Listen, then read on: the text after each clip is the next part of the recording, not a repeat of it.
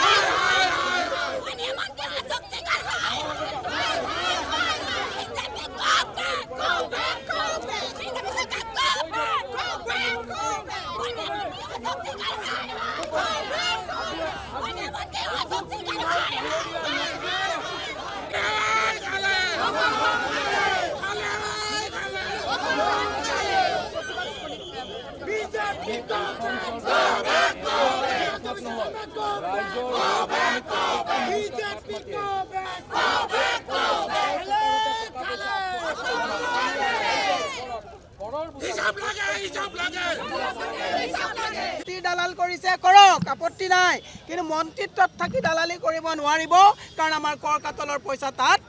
ঘুমাই আছে 20খন সুপাৰ সাকাৰত 16 কোটি টকা আত্মসাৎ কৰিছে নৰেন্দ্ৰ মোদীয়ে কৈছিলে না খাওঁগা না খানে দুংগা অশোক সিংহলে অসমখন গিলিছে সুপাৰ সাকাৰত পইচা খাইছে ভৰলুৰ ব্ৰিজ আপোনালোকে যদি দেখিছে ড্ৰেইন মিনিমাইজ কৰি তৰুণ নগৰত তেওঁ 17 তলীয়া অবৈধভাৱে তেওঁ এনেকুৱা এজন দালাল ডকাইত ৰূপী অশোক সিংহলক মন্ত্ৰিত্বৰ পদত্যাগ দাবী কৰিছো যে অশোক সিংহল কাহানিও তেওঁ নিজকে অসমীয়া বুলি কেতিয়াও নাভাবে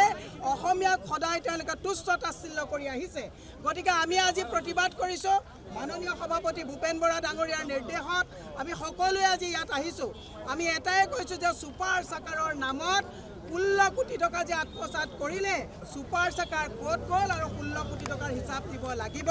সেই কাৰণে আমি আজি ইয়াত প্ৰতিবাদ কৰিছো আৰু পুলিচক কৈছো আমাক এৰেষ্ট কৰিব নালাগে এই ডকাইতবোৰক এৰেষ্ট কৰিবৰ কাৰণে মানসিকভাৱে আপোনালোকে সবল হওক আপোনালোকৰ দৰমহা ৰাইজে দিয়ে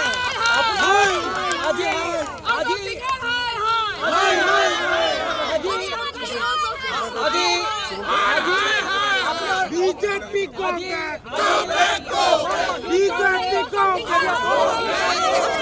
दुर्भाग्यजनक कथा যে আজি হেমন্ত বিশ্ব শৰ্মাৰ নেতৃত্বত আজি অসমত উন্নয়ন চলিছে নে বেপাৰ চলিছে সিন্ডিকেট চলিছে নে আমাৰ ৰাইজৰ কথা চিন্তা কৰা হৈছে আজি চাৰিফালে বেপাৰ চাৰিফালে সিন্ডিকেট মানুহে দুবেলা দুসাঁজ খাব নোৱাৰা অৱস্থা হৈছে আজি এনে অৱস্থাত আমি বিচাৰিছোঁ যে আজি অশোক সিংহলে যি আপোনাৰ দুৰ্নীতি কৰিছে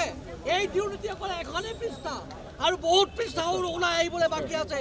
আমি ডিমাণ্ড কৰিছোঁ যে ইমিডিয়েটলি এটা জুডিচিয়েল ইনকুৱাৰী হওক সেইটো অকল সুপাৰ টাকাৰে নহয় আৰু বহুত আপোনাৰ বহুতো তেওঁ ইলিগেলি তেওঁ ডেভেলপমেণ্ট গুৱাহাটী ডেভেলপমেণ্ট ডিপাৰ্টমেণ্টৰ মন্ত্ৰী হয় ইলিগেলি তেওঁ বহুখিনি বিল্ডিং বনাইছে বহুতকে তেওঁ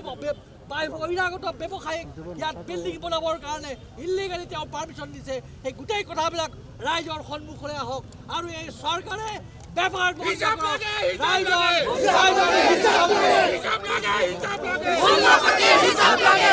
যিকোনো খবৰৰ বাবে যোগাযোগ কৰক 7099017330 লগতে 7099017110 নম্বৰত।